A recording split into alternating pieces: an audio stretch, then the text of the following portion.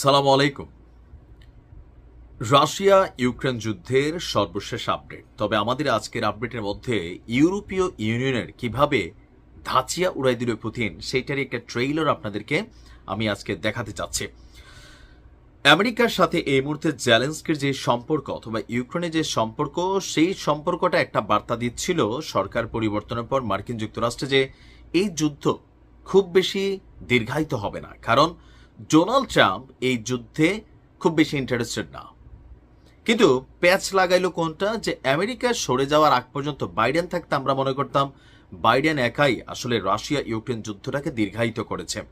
কিন্তু বাইডেন সরকারের পতনের পর ইউরোপীয় ইউনিয়ন বা পশ্চিমাদের এই যে সংস্থা ইইউ, তারা আসলে যে পেছন থেকে কত বড় গুটিবাজ রাশিয়ার বিরুদ্ধে, সেটার কিন্তু প্রমাণ আমরা দেখতে পাচ্ছি।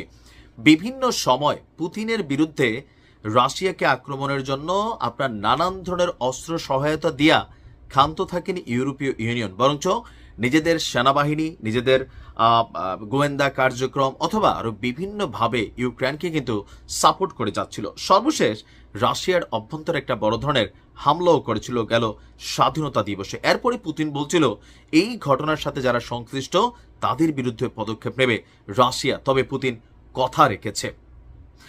আপনার ইউক্রেনে ইউরোপীয় ইউনিয়নের একটা বড় ধরনের অফিস আছে, আর আমরা দেখলাম যে রাজধানী কিয়েভে অবস্থিত ইউরোপীয় ইউনিয়নের যেই মিশনের অফিস, সেই অফিসকেই এক ধরনের গুড়িয়ে দিয়েছে রাশিয়া। আর এই মিশনটির যিনি সেখানের কমিশনের সভাপতি আছেন উর্সুলা ভন ডের লেইন, তিনি বলছেন যে রাশিয়ার হামলায় ইউরোপীয় ইউনিয়নের এই মিশন অফিস অর্ধেক গুড়িয়ে গেছে।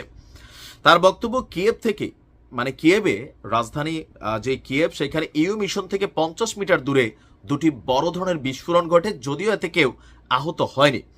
কমিশনের মানবিক সহায়তা এবং সংকট ব্যবস্থাপনা বিষয়ক কমিশনার হাজ্জাল হাবিব বলছেন যে ছাদ ভেঙে পড়েছে, জানালা ধসে গেছে, আরও বড় ধরনের ঘটনা ঘটতে পারে। একটি বৃহৎ রেলওয়ে ডিপের পাশে আপনার ইউরোপীয় ইউনিয়নের এই মিশনটি অবস্থিত। সেখানে অন্যান্য জিনিসের পাশাপাশি আপনার ইইউ দেশগুলো থেকে অস্ত্র পরিবহন করা হয়। ইউক্রেনীয় সোশ্যাল মিডিয়ায় শেয়ার করা ভিডিওগুলোতে দেখা গেছে যে সেই জায়গাতেই রাশিয়ার সেনাবাহিনী তাদের ক্ষেপণাস্ত্র নিক্ষেপ করেছে। আশেপাশে বিমান প্রতিরক্ষা ব্যবস্থাও কাজ করছিল। তো এখন কেন এটাকে টার্গেট করেছে? কারণ মেইন কারণটা হচ্ছে ইউরোপীয় ইউনিয়নের এই যে আর্মস ট্রানজ্যাকশন থেকে শুরু করে যত কর্মকাণ্ড এই মিশনের নাম দিয়া সেখান থেকে পরিচালিত হইতো। আর এটা সামনে আসলো কখন? যখন পুতিন কাকু ক্ষেপণাস্ত্র হামলা চালাইল, তখন সেখানকার বিভিন্ন ফুটেজ দেখে এটা প্রমাণিত হলো যে ইউরোপীয় ইউনিয়ন কিভাবে রাজধানী কিয়েভে বসে পুতিনের বিরুদ্ধে তারা এখানে বড় ধরনের যুদ্ধের মদত দিচ্ছে। আর এই ঘটনার পর রাশিয়া বলছে পশ্চিমা শক্তিরা যারাই রাশিয়ার বিরুদ্ধে প্রত্যক্ষ বা পরোক্ষভাবে মদত যোগাবে ইউক্রেনকে, তাদের বিরুদ্ধে রাশিয়া দৃঢ় ব্যবস্থা নেবে। এখন এই ঘটনার পর নিন্দা জানিয়েছে ইউরোপীয় ইউনিয়ন। তো নিন্দা তো তারা জানায়, তাদের নিন্দাতে ইসরায়েল কি কোনো কোথাও দমছে?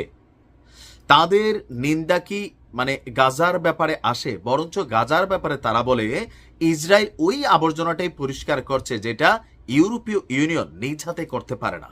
তবে বুঝতেই পারছেন পুতিন ঝুঁকবে না, ঝুঁকা উচিত না, সবকিছু তামা করে দেওয়া উচিত।